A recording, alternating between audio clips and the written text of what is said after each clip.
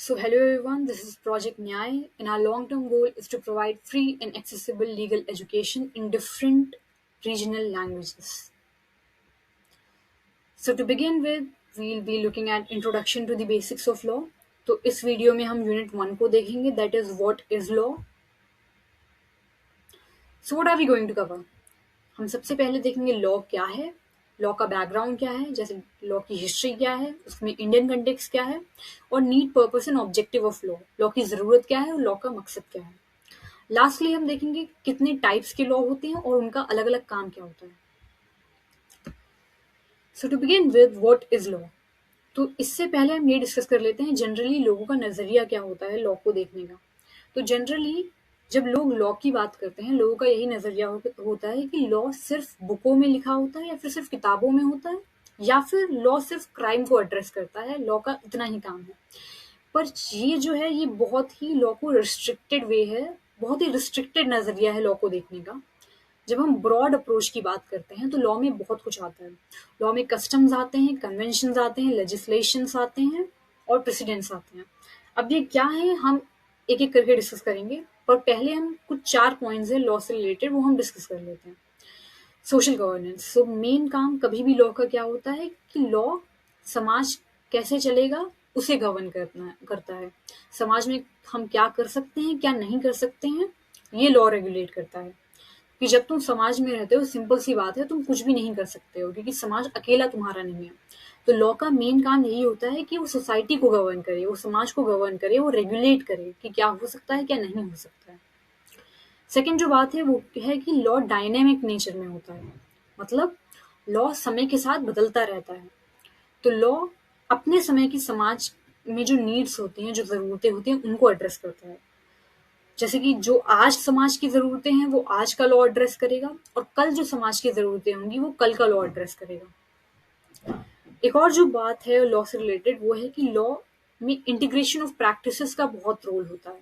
मतलब कई बार जो कस्टम्स और कन्वेंशंस होते हैं, first of all simply customs वो होते हैं जो कि समाज की प्रथाएं और परंपराएं चली आ रही हैं, और कन्वेंशंस वो होते हैं जो पॉलिटिकल प्रैक्टिसेस चली आ रही हैं.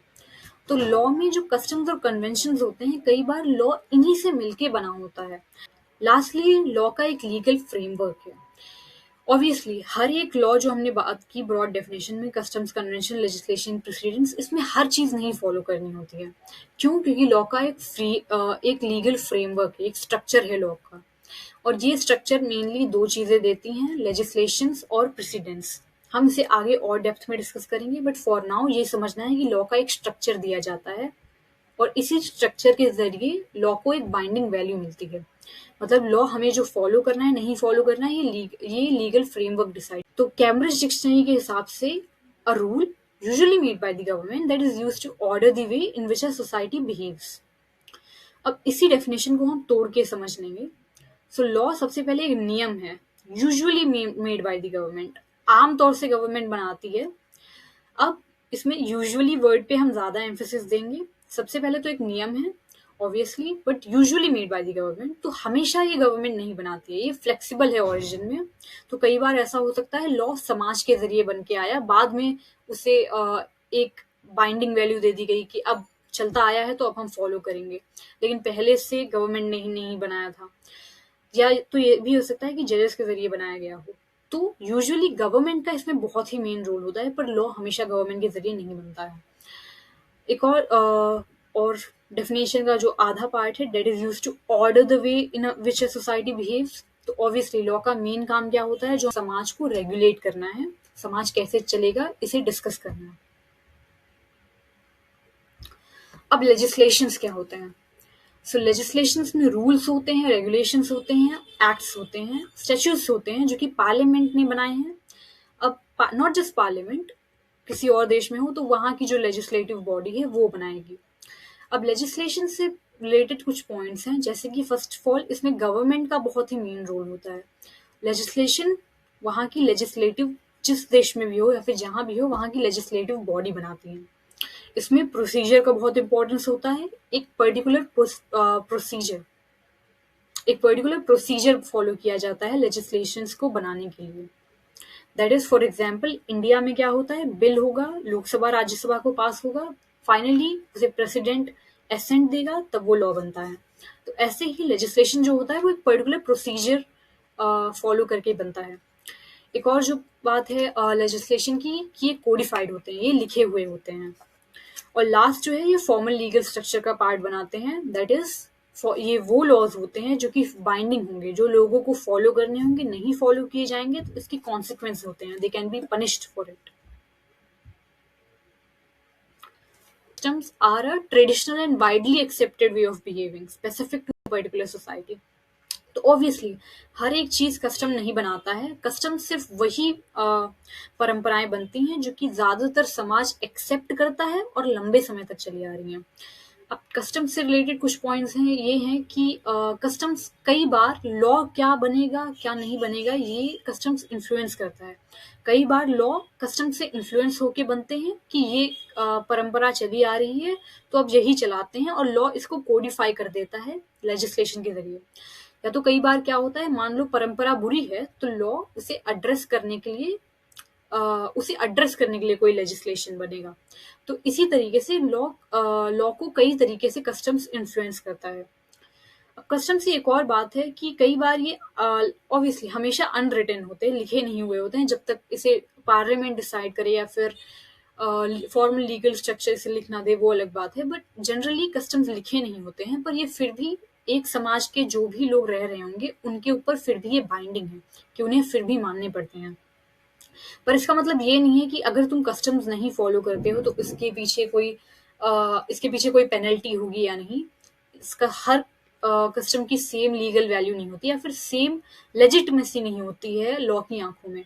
तो कुछ कस्टम्स की ज्यादा इंपॉर्टेंस होती है लॉ के नजरिए में, और कुछ कस्टम्स की कम इंपॉर्टेंस होती है। पर कई बार कस्टम्स लॉ फॉर्म करने में हेल्प करते हैं, और कस्टम्स कल्चर और सोसाइटी को रिप्रेजेंट करते हैं। Conventions. Conventions are unwritten rules of political practices. What does that mean? कि कन्वेंशंस वो रूल्स हैं जो कि लिखे हुए तो नहीं हैं, पर पॉलिटिकल प्रैक्टिस के चलते हुए चले आ रहे हैं। अब कन्वेंशन से रिलेटेड कुछ पॉइंट्स हैं, जैसे कि ये लीगली बाइंडिंग नहीं होते हैं, फिर भी इनकी वैल्यू बहुत होती है कि कोई काम कैसे होगा पॉलिटिकल प्रैक्टिस में, चाहे वो गवर्नमेंट के अंदर हो, चाहे वो ऑर्गेनाइजेशन के अंदर हो, या तो सुप्रीम कोर्ट में कोई फंक्शनिंग कैसे हो रही है, हम उसका भी एग्जाम्पल ले सकते हैं। तो conventions in simple they are agreements in formal कि ये बस एक्सेप्टेंस है। मान लो यूएन में कोई UN is a big organisation, मान लो उसके अंदर एक एक्सेप्टेंस हो गई कि हाँ सब लोग इस टाइप से ये काम करते हैं, तो आगे भी वो काम उसी टाइप से करा जाएगा, ये एक कन्वेंशन है। So it's just an agreement among the group. Conventions का पॉलिटिकल और सोशल इम्पैक्ट बहुत होता है, इन द सेंस कि पॉलिटिकल फंक्शनिंग या उस ऑर्गेनाइजेशन की फंक्शनिंग कैसे होगी ये कन्वेंशन डिसाइड करता है। इसका सोसाइटी पे क्या असर होगा वो भी इम्पैक्ट पड़ता है, कि कई बार ये जो कन्वेंशंस होते हैं गाइडिंग प्रिंसिपल की तरह सर्व करते हैं। अब नेक्स्ट हमें जो डिस्कस करना है वो प्रेसिडेंट्स हैं। So what are precedents? Precedents are the decisions of superior courts that are binding upon lower courts. तो इन शॉर्ट प्रेसिडेंट्स जजमेंट्स होते हैं सुपीरियर कोर्ट्स के। ऑब्वियसली हर कोर्ट का जजमेंट प्रेसिडेंट नहीं होता है, पर प्रेसिडेंट्स सुपीरियर कोर्ट्स के, that is supreme court and high courts के जजमेंट होते हैं, जिसे लोअर कोर्ट्स को फॉलो करना होता है। और अगर सुप्रीम कोर्ट का या फिर हाई कोर्ट का रूल है का जजमेंट है, तो ऑब्वियसली वहां की गवर्नमेंट को भी फॉलो करना होगा टिल द टाइम पार्लियामेंट या लेजिस्लेशन उसके खिलाफ कोई रूल लॉ ले आए, या फिर द सुप्रीम कोर्ट इटसेल्फ और the high court itself over rules it. तो प्रेसिडेंट से रिलेटेड कुछ पॉइंट्स हैं, जैसे कि इसका बाइंडिंग नेचर होता है, प्रेसिडेंट्स को फॉलो करना होता है। मतलब अगर मान लो सेक्शन 377 का एग्जाम्पल ले लेते हैं, अगर सुप्रीम कोर्ट ने कह दिया है कि पार्शियली सेक्शन 377 अनकॉन्स्टिट्यूशनल है, तो ऐसा नहीं है कि पुलिस मना कर सकती है कि हम ये फॉलो नहीं करेंगे, या फिर हम फिर भी अभी एलजीबीटीक्यू मेंबर्स को पकड़ के जेल में डालेंगे। नहीं, प्रेसिडेंट्स आर बाइंडिंग, तो उसे फॉलो करना होता है, कोर्ट्स को भी फॉलो करना होता है, और गवर्नमेंट जब तक उसके खिलाफ कोई लॉ नहीं डाल रही है, लॉ गवर्नमेंट को भी फॉलो करना होता है, और नॉर्मल पब्लिक को भी फॉलो करना होता है। प्रेसिडेंट्स लीगल कंसिस्टेंसी लाते हैं। लॉ क्या होगा कि कल को मान लो कोर्ट को नए तरीके से कोई इश्यू डिसाइड करना है, तो हमें पता होता है कुछ हद तक कि क्या डिसाइड होगा, क्योंकि कुछ लीगल प्रिंसिपल्स होते हैं, कुछ रूल्स होते हैं, तो हमें पता है प्रेसिडेंट्स की वजह से कि कल डिसीजन क्या होगा, क्योंकि उसके ऑलरेडी रूल्स एस्टैब्लिश्ड होते हैं।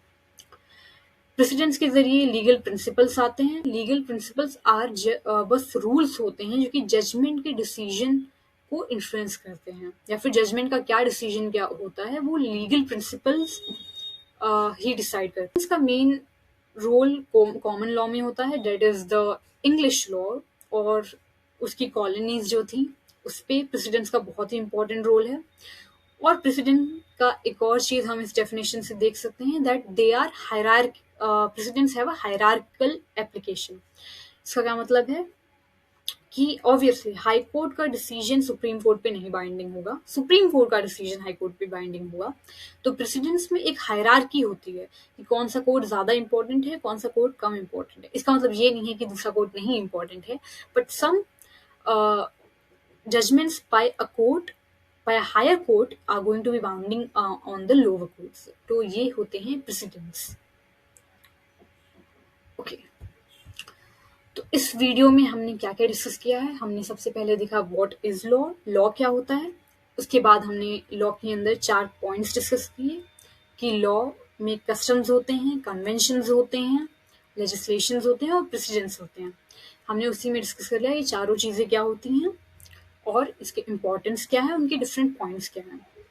अब नेक्स्ट वीडियो में हम आगे से डिस्कस करेंगे और हम स्टार्ट करेंगे बैकग्राउंड ऑफ लॉ से। सो बाय फॉर नाउ।